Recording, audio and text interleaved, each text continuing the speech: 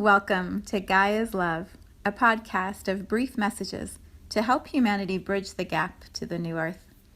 My name is Vivienne Gerard. It is my delight to be a scribe for consciousness today, sharing the wisdom that flows through from Source. Here we go.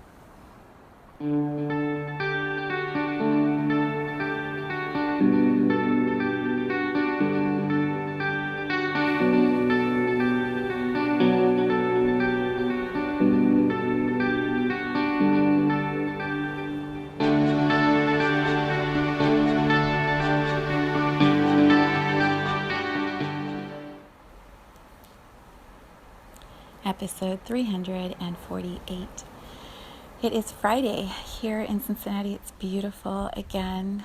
We have blue skies and sunshine and warm temperatures for this holiday weekend. It is summer solstice tomorrow, so it feels like a holiday energetically and just with our weather right now. And then Sunday we have Father's Day. We have a new moon, a solar eclipse. There is so much, yet again, that is moving here on planet Earth. So I'd like to begin with an acknowledgement on Father's Day, to more than an acknowledgement, a deep bow of so much love to the fathers in my journey. My own dad, who is just the coolest. He's also an Aquarius like me, and I just adore my father. He is not a perfect man, but he has been an excellent father in my own life and an amazing grandfather. And so today, I just really want to give a shout out to my dad. We're going to celebrate tomorrow. It'll be good. Social distancing is not fun. Let me just name that. As a child who wants to give her dad a hug, this social distancing thing sucks. But at least he and I are able to get together and celebrate with my family tomorrow. And then I want to give a shout out to the father of my children, who has provided with such love and steadiness to them from the day they were born, from before they were born. And he spoils them, he honors them, he cheerleads for them. He's just an amazing father.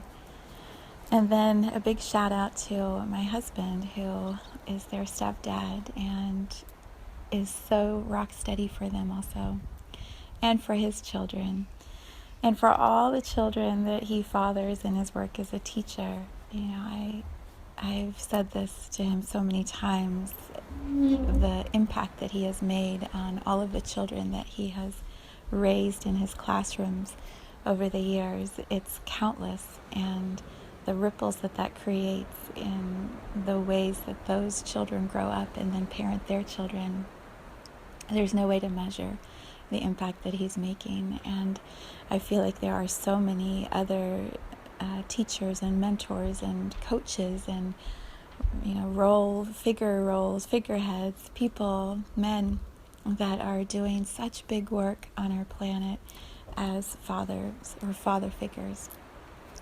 So I'm stumbling over my words, but I just want to say wow and thank you. Thank you. I don't feel like we celebrate the strength of the masculine often enough, in the way that they sacrifice and provide and hold really steady for all of those that they take care of. So, happy Father's Day. We'll start with that. And then there's astrology. Okay, I'm going to read another email from Astro Butterfly, and then I just have a few thoughts to share. This won't be a very long podcast, but this feels relevant. It kind of summarizes where we've been and where we're headed. And I'm going to be reading from an email, so you're going to hear some papers turning. I know I quoted Astro Butterfly last week. I may have done it the week before, and I may be doing it again. But Astro Butterfly is nailing it in this moment. So here's the email that I received on Tuesday. I'm going to read it as she sent it. Dear Vivienne, unless you've been hiding under a rock or you don't read the news, you know that the world is in turmoil at the moment. Why is that? Let's put this into context. Astrologers have been warning everyone for years about the Capricorn stellium, which peaked last March. We haven't had 4 slow-moving planets, Pluto, Saturn, Jupiter, and South Node, in the same sign since the Renaissance Reformation. That time was preceded by the Black Death. One of the effects of the Black Death is that it shifted the balance of power and wealth in European societies, which in turn brought dominance to several city-states in Italy, where the Renaissance first began. History shows us, again and again, this simple truth: no crisis, no change. Beyond the Capricorn planetary activity, there are several astrological alignments that are specifically responsible with the latest developments. As I was writing in the June forecast, these are 1, the planetary retrogrades, and 2, the eclipse season. So she starts by describing the planetary retrogrades. Venus, Mercury, and Mars retrograde. Let's start with these. In June, we have 6 retrograde planets, which is quite a lot. But what makes this retrograde season especially disrupting is that 2 of them are personal planets, Venus and Mercury. Slow-moving planets are retrograde for almost half the time, so it's not unusual to have Saturn, Neptune, or Pluto retrograde. However, personal planets, Mercury, Mars, and Venus, go retrograde less frequently, only 19%, 9%, and 7% of the time. Mercury is only retrograde for 3 weeks, unlike Pluto, which is retrograde for 5 months. Venus and Mars go retrograde only once every 2 years. Astrology is all about probabilities and frequency. If a particular transit occurs rather frequently, it will not, turning the page here, it will not bring big changes. However, if a transit occurs infrequently, you can bet it comes with big changes. Mercury, Venus, and Mars retrograde are important, and they do come with big changes. In 2020, all these planets go retrograde. Venus is still retrograde until June 25th. Mercury goes retrograde on June 18th, and Mars goes retrograde on September 9th. That's one after another. Mercury and Venus retrograde cycles coincide with the beginning of a new cycle. During the middle of the retrograde, Venus and Mercury align with the Sun and transform from evening stars into morning stars. Mercury is how we make sense of the world with our mind. Venus is how we make sense of the world with our hearts. While Mercury is our objective experience of the world, Venus is our subjective experience. Mercury is our thinking process, Venus, our values. In the last couple of weeks, while Venus descended into the underworld, transforming from an evening star into a morning star, we've been witnessing a reset of values, mainly through the anti-racist movement. Now that Mercury prepares to go retrograde, I've been talking a lot, can you hear it? Now that Mercury prepares to go retrograde, it's our thinking process that is experiencing a reset. In September 2020, it's Mars' turn to go retrograde, which is a little bit different. If Mercury and Venus retrograde coincide with the beginning of a new cycle, they are in their new moon phases. Mars retrograde is opposite the Sun, so it's in its full moon phase, which is why the key word for Mars retrograde is culmination, not reset. A warning, this is from her. This particular Mars retrograde, September-October 2020, won't be pretty. Mars will be engaged in a tense cardinal T-square with the planets in Libra and the planets in Capricorn. The Capricorn story that peaked in March is not over. Until Mars goes retrograde, June and July are by no means less intense, because in June and July, we're also in the middle of the eclipse season.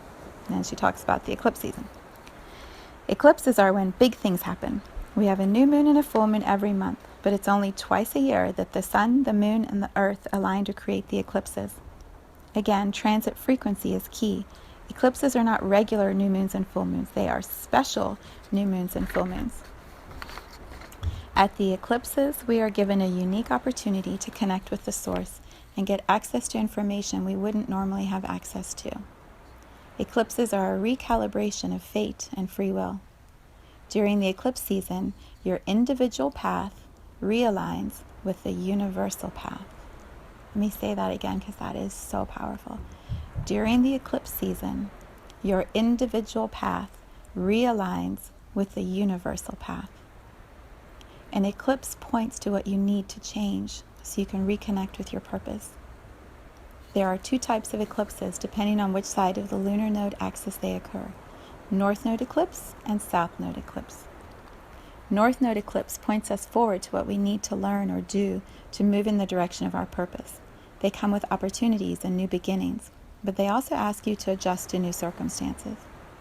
South Node eclipses are connected with our past and with our deep-rooted patterns of behavior. They come with outcomes, releases of energy and achievements, depending on your particular karmic load. Karmic load. At a South Node eclipse, it is payback time.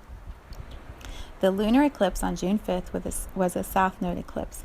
The solar eclipse this weekend, on June 21st at the solstice, is a North Node eclipse, a time for bold new beginnings. I'll read again what it says for North Node. North Node eclipses point us forward to what we need to learn or do to move in the direction of our purpose. They come with opportunities and new beginnings, but they also ask you to adjust to new circumstances. And then she continues, in 2020, history will be written in front of our eyes, and what we've witnessed so far is just the beginning. The second half of June and the first half of July will be at least as intense as the first months of the year. The next intensity peak is in September, October. 2020 is not for the faint of the heart, but what history tells us is that new eras are always preceded by big changes. Whatever happens, however disrupting, it is part of a process of renewal. A new world is around the corner. Astro Butterfly. Wow, right? Wow. So what I am feeling myself, and it's how I'm showing up here in this podcast, which I am guessing, meanings many others are feeling exactly the same way, is a need to rest, a need to just pause in all that is happening and absorb it and release it and kind of recharge, prepare for the next round of whatever it is that's arriving. The word that came to mind, I had lots of words, I was just sort of feeling like saturated, satiated, and I'm like, no. The word is respite.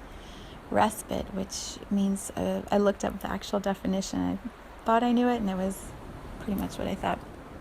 But it says a brief period of rest in the midst of challenging times. And I feel that, we have been moving so quickly in all that has happened with the conversations, the protests, the energy of what is shifting globally right now after such a long period of rest. We were quarantined home, and then suddenly we were out and vocal, and it was just this swirl, this massive movement of energy up and out, which is exactly as it's meant to be in 2020, which is exactly as we are all co-creating it. It is absolutely of the divine highest possibility. And here we are in these human bodies. Sometimes we just need the rest. We need the pause. We need to integrate how much is shifting and realign ourselves with what is going to flow through us next, with what we are going to do as we align with this new focus. So astrology is giving us the support, creating the shift in our physical bodies through all the astrological shifts. We are being invited into the summer solstice weekend, a time of, well, for us it's summer, for others it's winter, a time of really feeling the shifting gears. Halfway through the year, shifting the seasons, where it's like we're sort of turning directions or grounding in really deeply and feeling everything come into balance and centeredness around us. And it's very difficult to do that when there's a lot of movement and activity and conversation and swirl.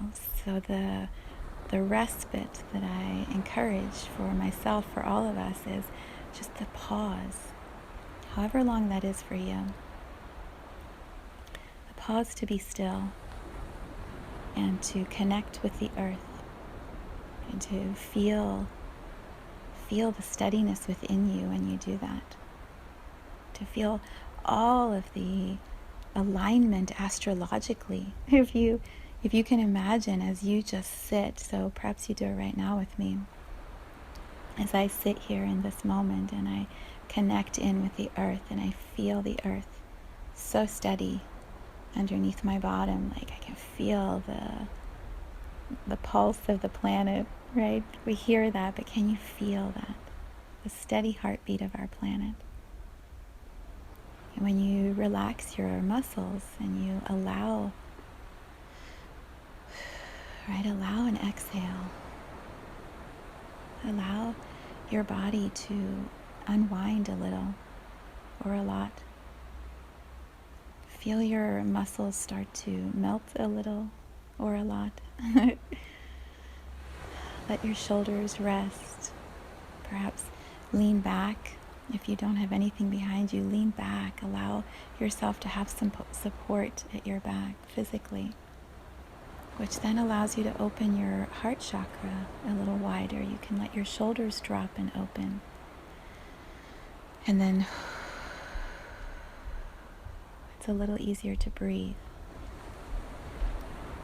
And then if you can imagine from the top of your head, what if there's like an antenna or a radar or some sort of homing signal above your head, a beacon of light that just connects instantly to what's happening in the universe, to all of the planets and the stars and everything that is aligned in this specific moment, today, this weekend. Feel where the sun is, the moon is, the stars are, and as you just allow your antenna to feel the placement of everything in the universe, connecting right into your crown and the placement of your physical body here in this moment as you hear these words and feel this energy. And then you breathe out. What if in this one moment, everything is exactly as it's meant to be? You are exactly where you chose to be, doing exactly what your soul most wanted you to be doing. And all of the planets and the stars and the sun and the moon are sitting with you in this moment, validating the perfection of the grid, the blueprint, the master plan that is unfolding. You're not late, you're not early, you're not in the wrong place, doing the wrong thing. You're exactly where your soul most wanted you to be on June, whatever date you happen to listen to this, 2020, or whenever you listen to this. Right here in this moment. It's perfect. So there's nothing to do except to feel it, to be in it. To have this brief pause and go, oh, right now, it's good. It's exactly as it's meant to be. When I went out this morning for my run, I was coming up the road towards my house, and I was just happening to look down, and there's this little turtle. This little turtle at the bottom of this big hill. And he was just sort of sitting there. I don't even know if he was walking at the time I saw him. It's the same little turtle, I'm sure of it, that I took a picture of earlier this week and posted on Instagram. And I said, this same little guy just keeps walking across the road, and I keep stopping for him. It was the third time earlier this week that I'd stopped for this little turtle. And this morning, not in my car, walking, I'm coming up the hill, and there he is at the bottom. He's just poking his little head out. And I just looked at this big hill, this little turtle. I'm like, oh, you got a long way to go, buddy. But to pick him up and move him is not the point, right? He's exactly where he wants to be. And he's going to move to the side if he hears some noise. He's going to go into the rocks or the trees or the grass or the woods, exactly where he wants to be. And so simply honoring him and just seeing his little face. I took a picture. Maybe I'll use it for today's podcast image.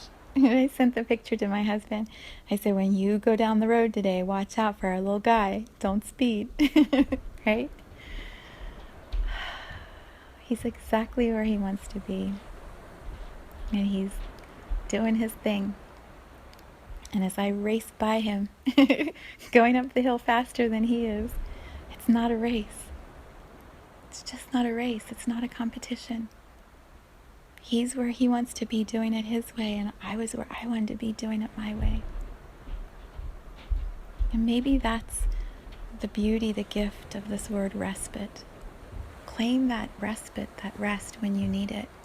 Don't apologize for it. Don't try to explain it to everyone. Just take care of yourself. And then honor when someone around you is doing it differently.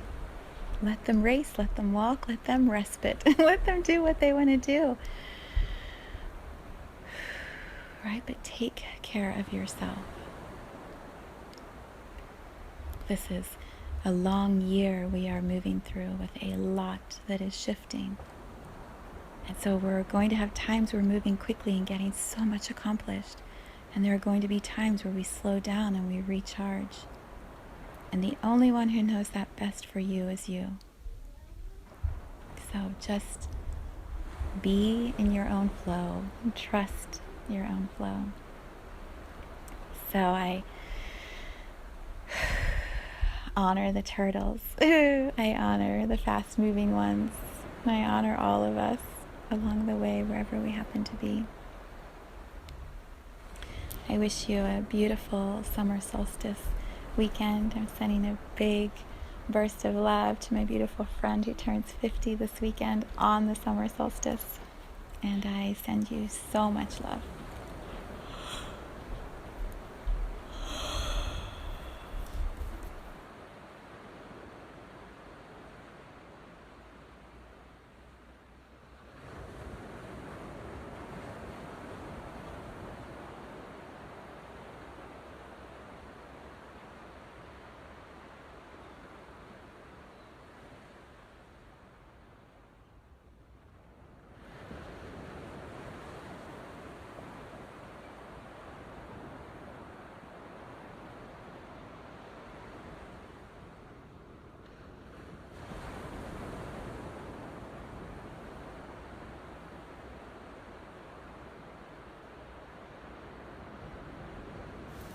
Thank you for tuning in to this vibration of pure love.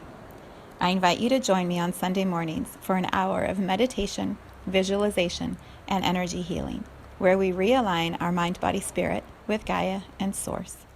You can learn more at mysouljourney.com. Let's take this message of Gaia's love out into all of our relationships and communities today.